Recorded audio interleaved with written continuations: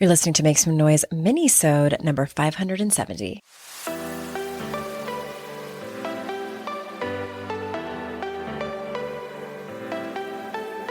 Welcome to Make Some Noise podcast, your guide for strategies, tools, and insight to empower yourself. I'm your host, Andrea Owen, global speaker, entrepreneur, life coach since 2007, and author of 3 books that have been translated into 18 languages and are available in 22 countries. Each week, I'll bring you a guest or a lesson that will help you maximize unshakable confidence, master resilience, and make some noise in your life. You ready? Let's go. Well, hello, everyone. Welcome to another episode of the podcast. I'm so glad that you're here. And if you're listening to this sort of in real time, happy holidays.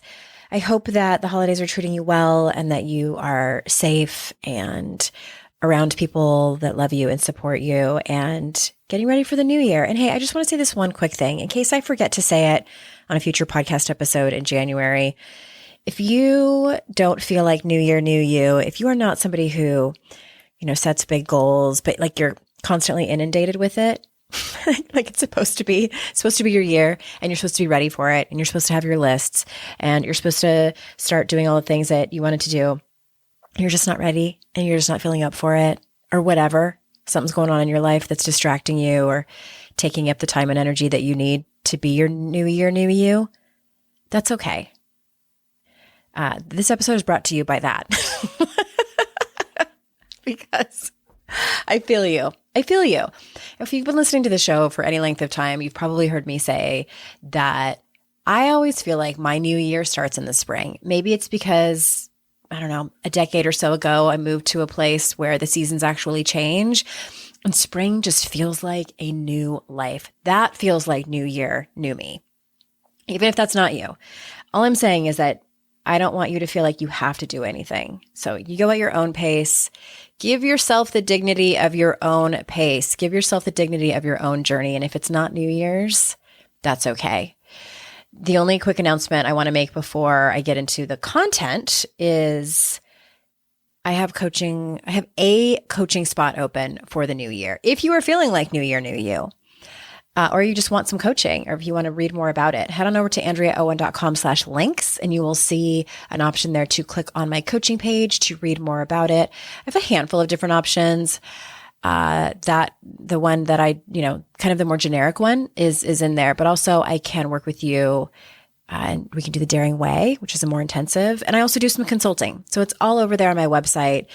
And like I said, I have one opening for that. So if you feel like it's you, fill out an application and let's chat. All right, let's get into the content. This particular minisode, it's probably going to be a short one. I always say that. It's been brewing for a while because, as you may know, one of the things I don't like in the personal development industry is the miniaturization of big topics that have a lot of nuance around them. But because they're in like bite-sized pieces, the nuance isn't there. So I'm talking about short quotes or mantras, images and memes for Pinterest and Instagram and other social media, stuff like that. I think they can be great. And sometimes they can be super motivating. And I mean, we've all been in that place where a quote has just like moved through us like the Holy Spirit. And also there's some that I think I've seen are really popular and I can't stand them. And one of those is, and I'm writing my 4th book, and this is going to be an entire chapter. That's how passionate I feel about this particular one, is how you do one thing is how you do everything. Because in my opinion, that is the biggest bunch of bullshit I've ever heard. Can you imagine if someone saw the inside of my car when I was in my 20s, I would have been judged so harshly across all areas of my life. But again, no, it's not. And I think what that is meant to push people towards and motivate people towards is to just do better in your life, to improve. And, once you start improving, then that's going to fall into the other parts of your life, which is understandable. But I think it can be incredibly demoralizing and critical to say how you do one thing is how you do everything. It's a sweeping generalization. And it reminds me of, it sort of like kicks off what I wanted to talk about. When I was going through a terrible divorce in 2006, my husband left me. It was incredibly dramatic and traumatic, as I like to say. I was not my best self. I was, in fact, my absolute worst self. Not just how I was feeling and thinking, but how I was behaving. At times, I'll admit, I was mean. I was vindictive. I lashed out. And because I did those things, if we go by the how you do one thing is how you do everything, does that make me a mean, vindictive person? No. It makes me a normal human who was reacting based on some extenuating and difficult circumstances. I'd just been traumatized. I didn't have hardly any coping skills at all to deal with what I was going through. I was in a tremendous amount of pain and fear. I had very little healthy support systems. And I was acting from that place of pain and fear. I mean, raise your hand if you've been in that place, whether you acted poorly or not. We've all been there. And if it hasn't happened to you, it will happen to you. And, it brings me to what I want to talk about in terms of just, there's the quote of how you do one thing is how you do everything. And there's other things that I hear pretty regularly on social media. Things like, you find out who someone really is based on, let me back up a little bit. Let me tell you where I heard this. Because I'm, going through yet another divorce. Lucky me. I see a lot of things in my social media feeds around breakups and heartbreaks and dealing with conflict. And one of the things that I've seen is you see who someone really is when they have to deal with conflict. You see their true colors, or my favorite, you see their true character.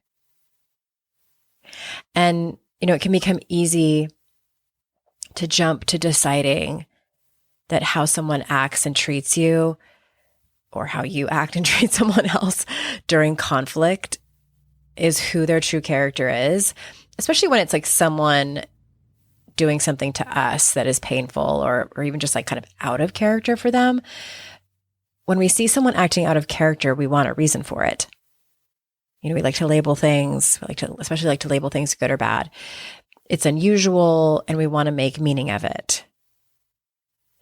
And, even maybe not even that long ago, if I would have heard, well, when you go through conflict, you find out someone, who they really are, or find out who their true character is, I would have agreed with that. And I need to take a quick break, and I'm going to tell you how I really feel about that when we come back.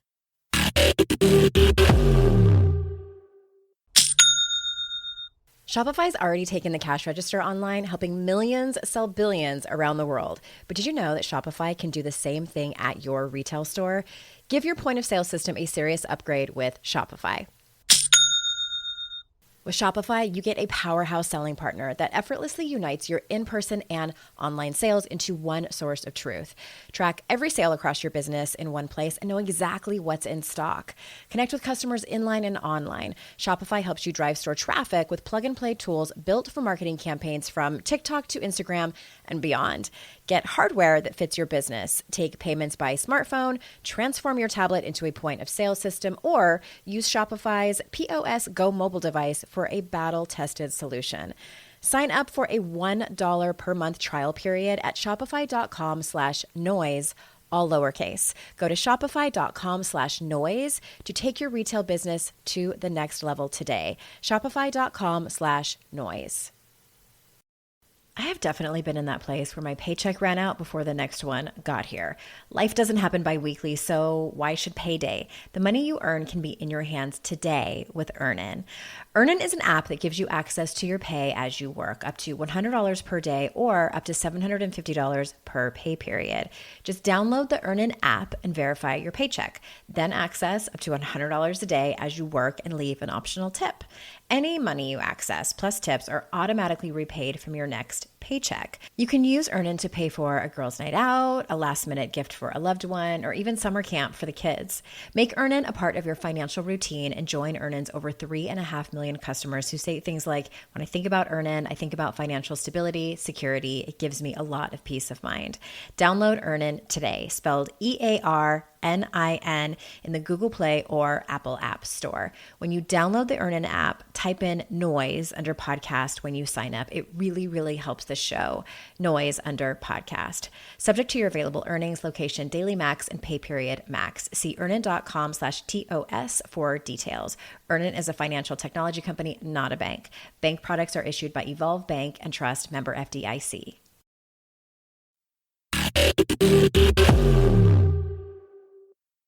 I'm going to tell you how I really feel about that. I think it's crappy. I think it's crappy to categorize someone as whatever, their person, their humanity, because of how they're behaving when they're in conflict. And trust me, I have seen and may or may not be currently seeing someone behave what I would categorize as absurd, completely out of character, hurtful, as they go through something difficult, through a conflict. And I don't think this is that person's true colors. I don't know if I could ever categorize someone that's who they quote unquote really are because they're behaving poorly during conflict.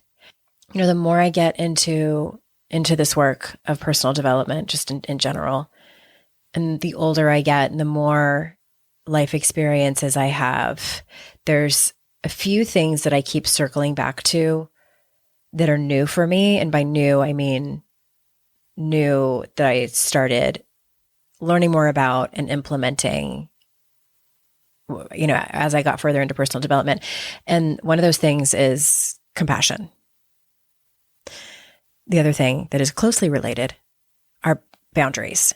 But let's just focus on compassion here for a second. And I think when we reduce someone to certain characteristics, that their true character, their true colors, especially when they are behaving from a place when they're in conflict, I think we are being incredibly dismissive of their humanity and their human experience. And I've also done a lot of thinking around some inner child work and reparenting. Sibel Boltrin was on a few weeks ago. I'll link to her episode in the show notes because it was incredibly helpful. And also, of course, social media algorithms. I keep seeing poems. Nikita Gill is one of my favorite poets, and she has some really beautiful and sort of heart-wrenching at the same time poems about her parents as children, like if I could go back and see you as a child type of thing, like here's kind of what it would look like and here's what we would do. It helps you see people's humanity and see just the human experience for what it is and how difficult it is and how difficult it can be to just human, how difficult it can be to human and be in relationship with one another. Because inevitably, emotions get stirred up and we act from that place. We are, human beings are, I think, primarily emotional creatures, and we act from the place of our emotions, I believe, more often than not, without thinking things through, without giving ourselves time to use our brains, to use our experiences, to use any tools that we have to be able to show up as our best self. And I think that all of us, all of you listening, have moments where we have reacted from a place of emotions. We have been in conflict, and that has been wildly, wildly divorced from our values. Wildly different than the person that we want to show up as every day. I know I have. Fairly often. I'll admit it. And so I think that the more compassion we can have for ourselves, the more compassion we can have for other people, it allows us to have better relationships. It allows us to be able to work things out with people. It allows us to ask for forgiveness and clean up any messes that we have made. Hopefully, it allows us to speak from that place when someone has harmed us, when they have done that to us, and use language that is compassionate and kind and understanding in a way where it's like, okay, I see maybe where you're coming from. Can we maybe choose a different way? And I want to pause for a second because I did not grow up in a house where compassion was something that was modeled for me or handed out freely. So it's a new way of being. I've been leaning into it for several years now. And it's gotten a lot easier for me to call on, but many times it's still not my first go-to. My first reaction, my first go-to is judgment. Judgment of myself, judgment of other people. And so it's still a work in progress, but one that comes a lot easier now. And I also can't walk away from this conversation without bringing up boundaries. Just because you reject the notion that when someone is in a place of conflict or hurt or pain and they're reacting that way, that's not their true colors. It's not who they really are. Humans are complex and nuanced creatures. We still need to also look at boundaries. This does not mean when you're a compassionate human and you try your best to come from that place, it doesn't mean that you just let people treat you like shit. It doesn't mean that you let people get away with behaving badly. It means that you see their humanity and you try whatever you can to be understanding and calm and curious, but also very much articulate what you will and will not tolerate. I think back to in 2006 where I was behaving really badly and in such a dark, low place. And some of my behaviors were kind of terrible. And I feel bad for the way that I acted. And I have done my best to try to circle back with certain people to clean things up. And I just can't imagine how amazing it would have been if someone would have paused and said, hey, I know this isn't your best self. You must be in the most unimaginable, tremendous amount of pain for you to be behaving like this, because I know this isn't who you are. Do you want to talk about it? Can you imagine that kind of just witnessing? And I don't know, it's just something I've been thinking about a lot lately as I sort of navigate a really difficult spot in my life again, and am enormously compassionate with myself, and also now surround myself with people who are so gentle when they point out maybe the way that I'm judging or reacting too quickly or getting upset about something. The gentleness is more than anything I could ever ask for. And my hope is that you're able to find those people as well. So to summarize, if you hear someone say that or see a meme or, once you're in conflict with someone, once you argue with someone, once they're drunk, you see their true colors, you see their true character, just give them a good old Elle Woods. I object. I object. I don't think that's true. I really don't. People are nuanced. We have so many layers. And when we're in conflict, when we're going through a difficult time, when we're in grief, we tend to not act like our best selves. It does not mean that that's who we are. All it means is that is what's happening right now for us. And there's always room for compassion and love and maybe even like seeing the child inside of them that is incredibly wounded, scared, hurt, anxiety-ridden, whatever it is. My hope is also that you can have tremendous amounts of compassion for yourself during those times. Because we've all been there and we will be in those places again. Unfortunately, probably many or several times over. Thank you everyone for listening. And I, again, hope you're having a wonderful holiday season and that you have a wonderful new year. I will see you in 2024. And remember, it's our life's journey to make ourselves better humans and our life's responsibility to make the world a better place. Bye for now.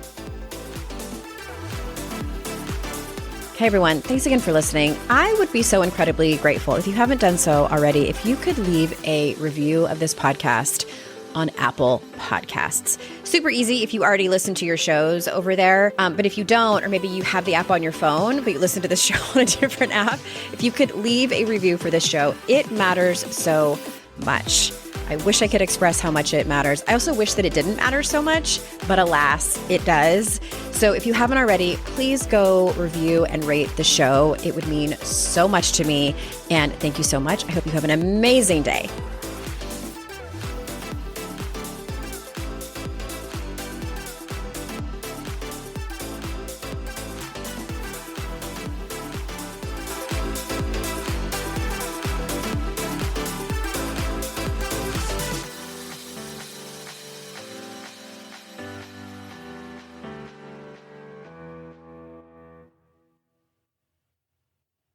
I'd like to introduce you to the Minimalist Moms podcast.